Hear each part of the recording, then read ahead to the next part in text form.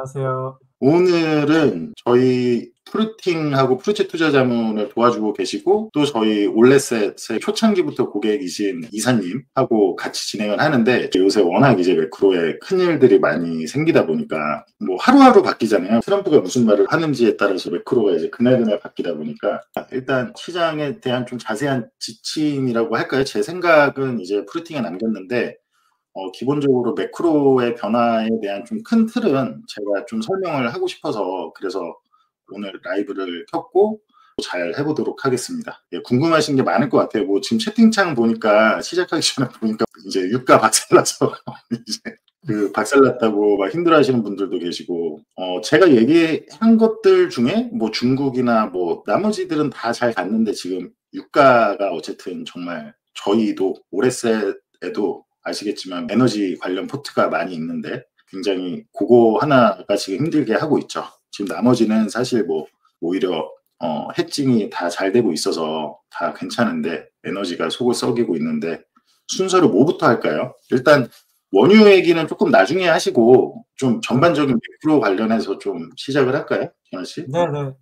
최근 관세 이야기들이 많이 왔다 갔다 하고 있어요. 그리고 네네. 뭐 지금 대표님 그 포르팅에서도 음. 트럼프 관세 얘기를 계속 이제 노트 형식으로 짧게 짧게 올리시잖아요. 네네네. 최근 올리신 노트 이야기가 이제 음. 자동차 관련된 음. 관세 그 이야기부터 이제 좀 해 주시면서 차근차근 이제 빌드업 하시면 될 것 같아요. 일단은 뭐 자동차 관세나 그런 특정 뭐 자동차는 제외하겠다 이게 중요한 게 아니라, 많은 분들이 아셔야 될 게 관세를 주도하는 인물은 베센트가 아니에요. 그러니까 베센트는 사실 뭐 재무부 장관이기 때문에 주도해서도 안 되고, 그럼 정말 주도를 하고 있는 게 누구냐라고 한다면 루트닉 상무부 장관이 있고, 그리고 이제 또 하나가 이제 그 로버트 라이트 하우저 그 일기 때도 있었던. 근데 그 둘의 공통점이 뭐냐면 굉장히 이제 극단주의자들인 거죠. 어떻게 보면 베센트 같은 경우는 금융시장에서도 굉장히 신뢰하고 매크로 헤지펀드를 오래 했던 사람이고 아주 굉장한 매크로에 대한 이해가 깊은 프로기 때문에 시장이 매우 신뢰하고 안정감을 주는 인물인 한편, 관세를 사실 주도하는 거에는 제가 봤을 때 베센트의 발언권이 많이 없어요. 그러니까 베센트가 아마 트럼프한테 굉장히 많은 거를 제안을 했을 거예요. 그리고 뭐 그거를 우리가 알 수 있는 거는 뭐 갑자기 뭐 10이어 타겟팅을 한다, 10년 금리를 타겟팅한다부터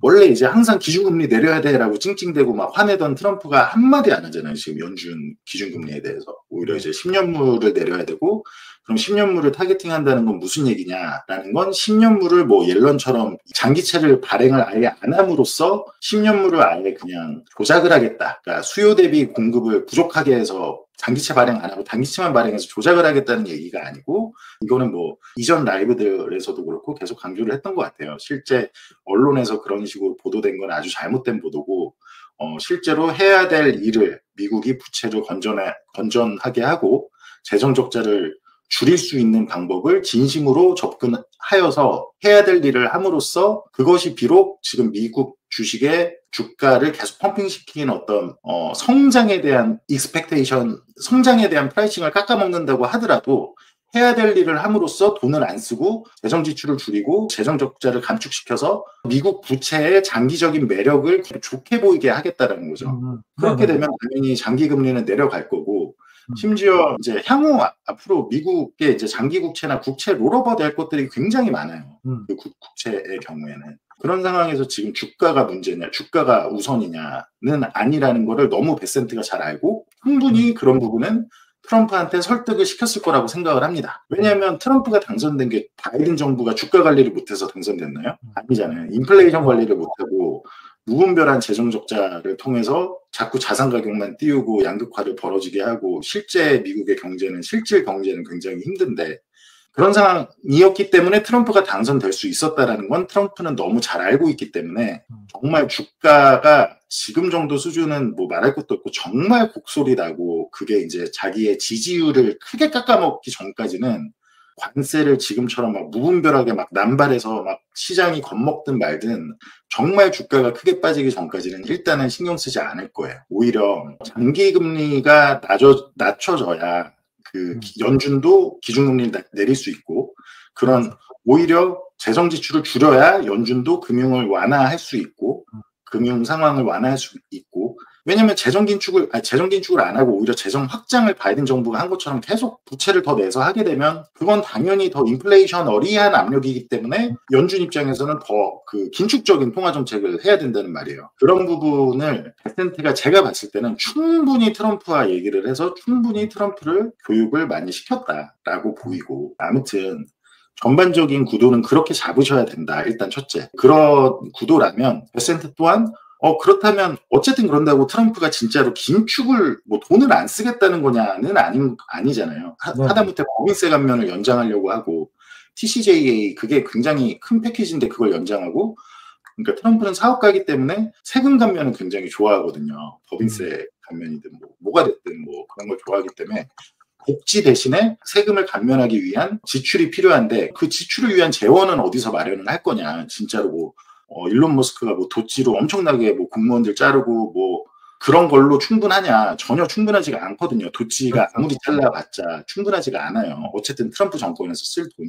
그럼 그거를 지금 어떻게 하겠다라는 거냐면, 제가 봤을 때는 시장은 얼마 전까지만 해도 계속 트럼프가 이렇게 관세하는 게 협상용이야라고 많이 생각을 했지만 제가 봤을 때는 그렇지가 않아요. 그러니까 이거는 베센트와도 어느 정도 동의가 된 부분일 거라고 생각하고, 그 관세들을 실제로 부과하는 걸 통해서 아무리 지출을 줄이려고 해도 그건 한계가 많단 말이에요. 그러면 그 자기들이 어쨌든 지출을 하기 위해서 부족한 그 재원을 관세로 충당하려는 의도가 굉장히 강해 보입니다.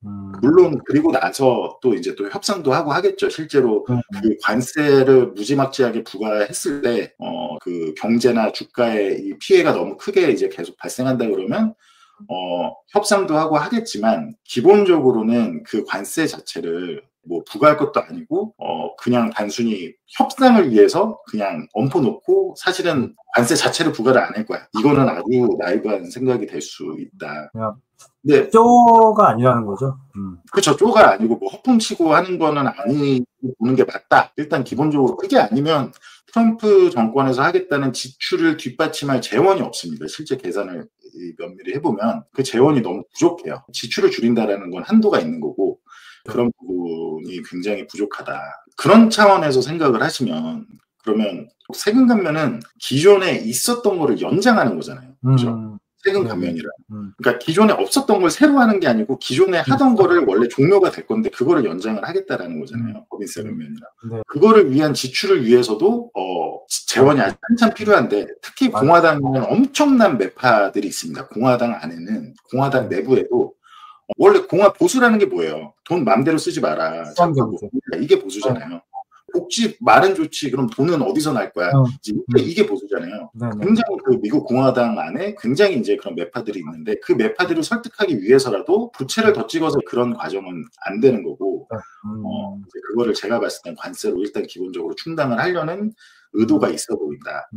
그리고 이제 그런 점을 감안하면 베센트도 사실은 애초에 관세를 그런다고 이 정도로 무분별하게 막 앞으로도 하기를 원해하지는 않을 거예요. 베센트가 왜 얼마 전에 기억하시나요? 한 달인가 두 달 전에 그 3%씩인가 뭐 몇 프로씩 점진적으로 관세를 뭐 부과하자, 뭐 몇 프로였죠? 제가 기억이 안 나네요 지금 순간. 점진적으로 관세를 부과하자 막 이런 얘기 했었잖아요. 베센트가 캐나다하고 멕시코한테도 점진적으로 부과하는 방안을 검토하고 있다 막 이러면서 그거를 되게 밀어붙였는데, 얼마 안 돼서 트럼프가 바로 그냥 그랬었어요.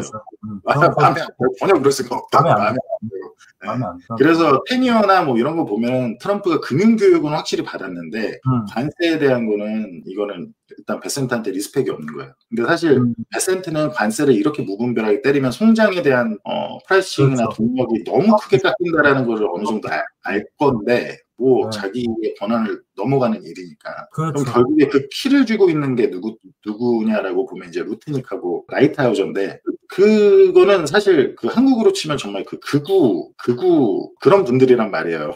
특히 루트닉은 제가 봤을 땐 별로 그렇게 정상적이라고 생각을 하면 안 되는 그런 인사라서. 네. 저는 참고로 다시 말씀드리지만 정치색이 뭐 왼쪽도 아니고 오른쪽도 아니고 중간입니다. 다만 이제 너무 좀 200만 원. 치우친 사람이라는 거죠. 그 루트닉이라는 사람이. 뭐 그러면서 뭐 관세 부과도 뭐 갈팡질팡 하는 것 같아요. 캐나다, 멕시코 뭐 그래서 25% 한다고 했다가 지금 바로 캐나다가 지금 정말 화났어요. 정말 정치적으로 많이 화났어요. 지금 많이 화났고 진짜로 이거를 많이 화났다는 걸 보여줘야 인기가 올라가요. 정치인에.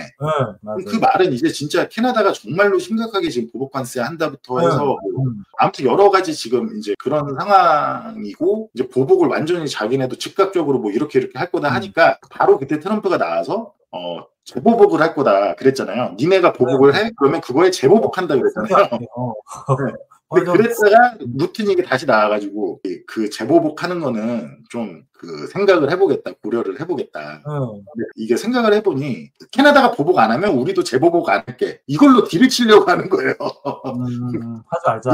네. 자기네는 25%를 해놓고 캐나다가 보복하면 또 재보복한다 그랬잖아요. 근데 이 재보복을 너희가 보복 안 하면 이 재보복은 안 할게. 이걸로 딜치려고 하는 거예요. 당연히 캐나다는 안 하죠. 그거를. 우리는 전혀 관심 없고 무조건 보복할 거고 뭐 재보복 해봐라. 그러면 또 아마 캐나다는 또 보복을 할 것 같아요.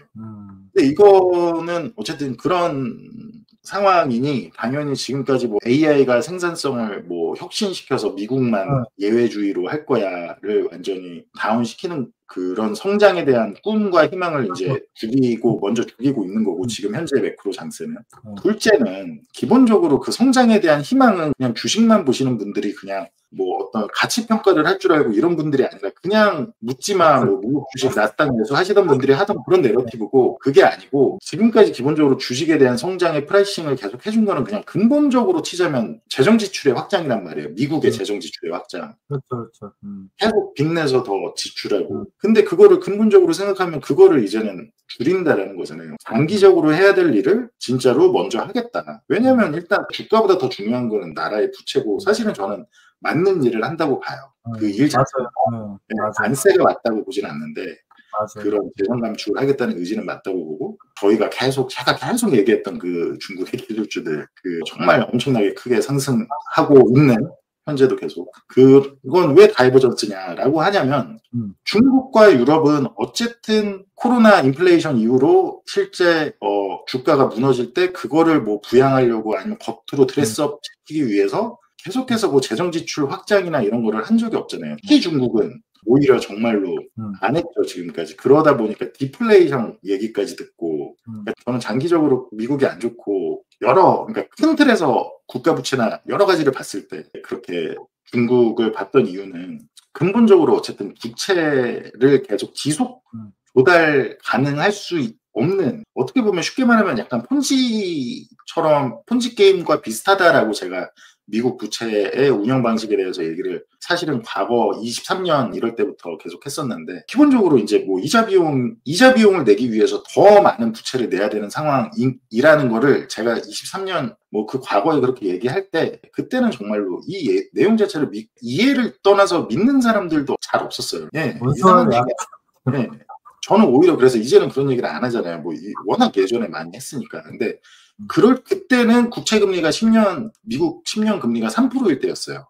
그때 당시는. 맞습니다. 그러니까 그런 거에 대한 이제 경각심을 말씀드리기 위해서 이제 그런 구조적 문제를 많이 얘기했는데 조금 빨랐던 것 같아요. 23년 당시에는. 그리고 실제로 중국의 예상외로 너무 부양책을 안 썼고 유럽도 사실은 중국처럼 룸이 많지는 않아요. 유럽은 지금 이제 전쟁 이제 트럼프가 하도 방위비 뭐 니들 돈 좀 쓰라고 하고 하니까 유럽이 이제 정말 자체적으로 큰 돈을 들여서 이제 하겠다고 정말 공언을 했고 독일에서 공언을 했고 독일이란 나라가 보통 어떤 나라냐라고 한다면 독일이야말로 전통적인 유럽에서 가장 매파의 상징 같은 국가입니다.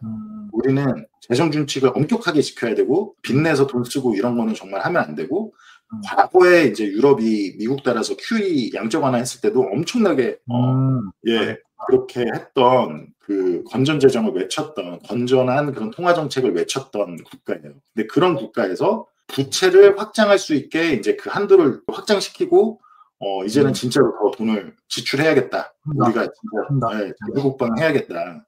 국방비에 돈 쓰자라고 해서 꽤 큰 규모를 이제 그런 얘기를 하는 거예요. 최근에 혹시 아실 것 같은데 아시는 분들은 어제 독일의 국채 금리가 정말 역사적으로 그 하루 만에 뛴폭으로 치자면 거의 역사적으로 본 적 없는 만큼 뛰었습니다. 국채금리가 어제. 예.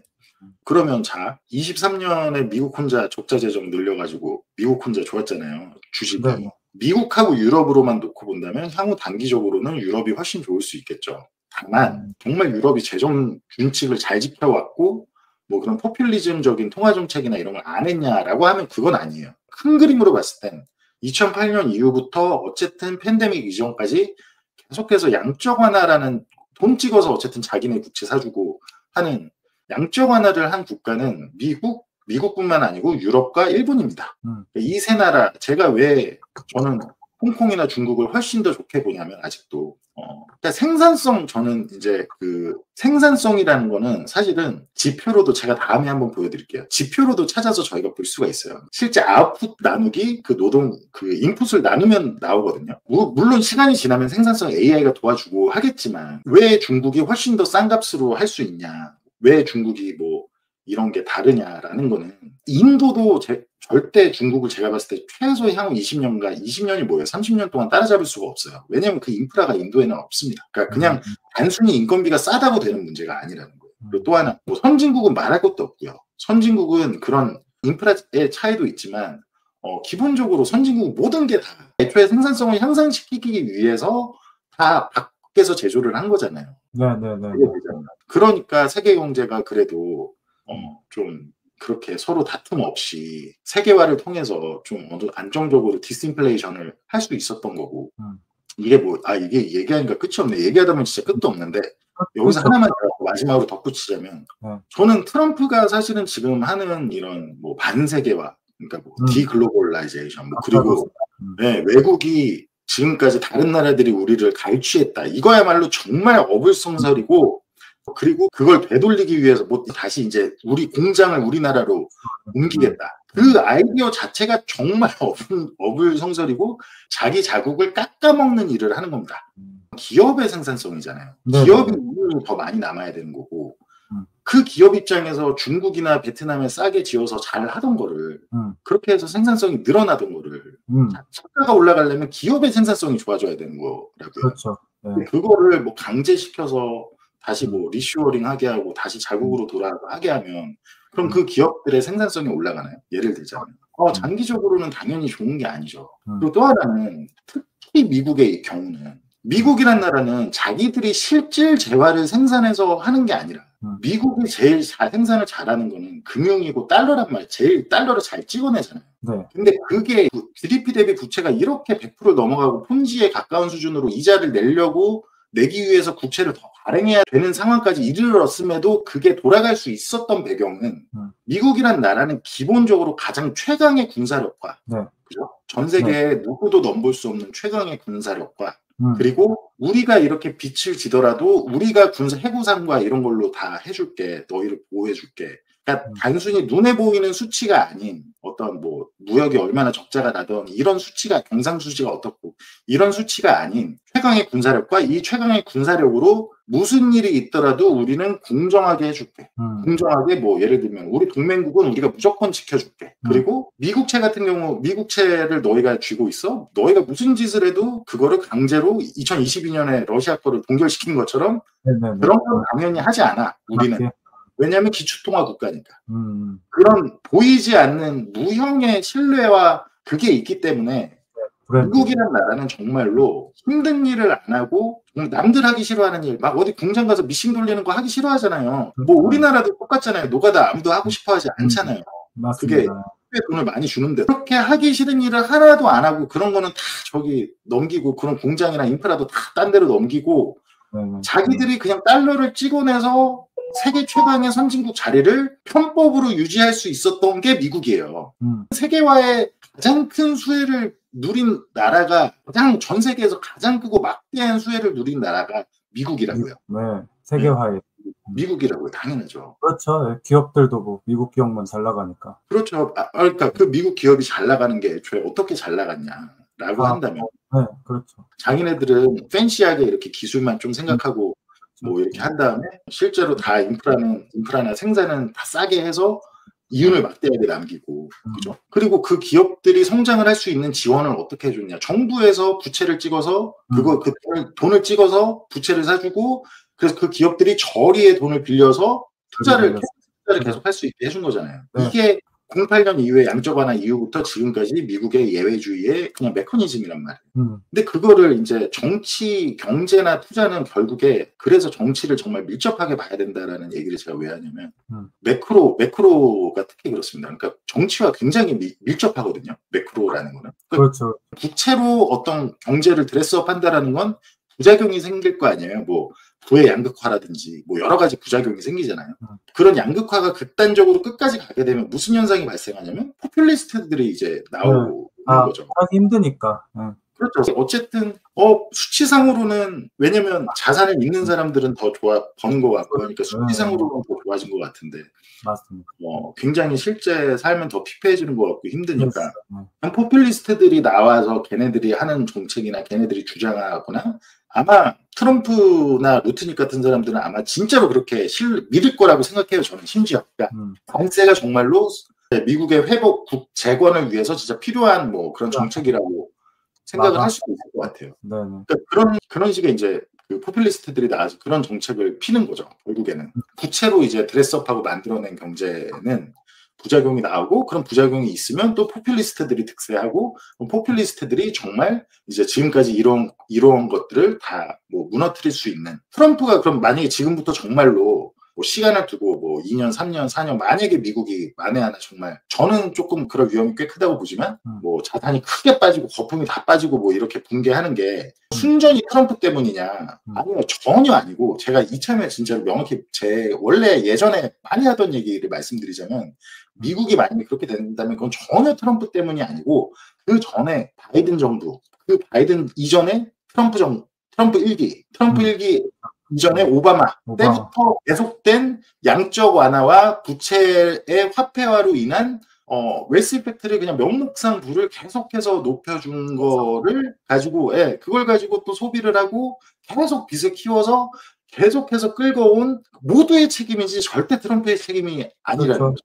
지금 미국의 주식의 밸류가 내재 가치에 비해 가격이 굉장히 싼 상황이다. 저렴하다라고 한다면 관세를 아무리 많이 한다고 해서 전혀 그 기업 그거에 영향이 가지가 않습니다. 애초에 성장에 대한 꿈에 기반한 프라이싱이 전혀 돼 있지가 않았는데 왜 그게 영향이 가죠? 그래서 항상 투자를 할 땐 내재 가치 대비 굉장히 싼 자산을 찾으셔야 된다라는 걸 제가 반복해서 늘 강조를 하는 게 남들이 뭐 유튜브에서 다 뭐 중국 망했다. 바로 몇 달 전까지만 해도 중국 다 망한다고 그냥 망한다도 아니에요. 그냥 다 망한다고. 빨갱이. 네. 원래 정말 투자해야 돼. 그리고 빨갱이라고 그러고 중국 좋다 그러면서 저는 미국에서 총 8년을 산 사람이에요. 저야말로. 근데 저 막 뭐 빨갱이라고 그러고 뭐라고 그러고 투자 얘기를 하는데 투자를 하실 때는 언론이 만들어내는 그 뭐라 그래 프레임에 갇혀서 보시기 특히 한국의 언론은 대부분 미국의 언론을 그대로 그 주류 언론 보통 그 미국의 주류 언론이라 그러면 뭐 뉴욕타임즈나 뭐 이제 뭐 이렇게 있잖아요. 그리고 특히 경제 언론은 더더욱 그렇습니다. 한국의 경제 언론도 미국의 주류 언론의 그거를 그대로 응하는 거예요. 예. 맞아요. 똑같더라고요. 그냥. 네, 똑같아요. 근데 이제 투자를 할 때는 최소한 그런 프레임에서는 박스에서 벗어난 상태에서 이제 시각을 보실 줄 아셔야 된다라고 말씀을 드리고 싶고. 맞습니다. 일단 지금까지가 제가 뭐 일단 뭐 어떤 섹터를 얘기하기 전에 그 광대한 이야기를 풀어냈네요. 광대한 매크로를 제가 한 것 같습니다.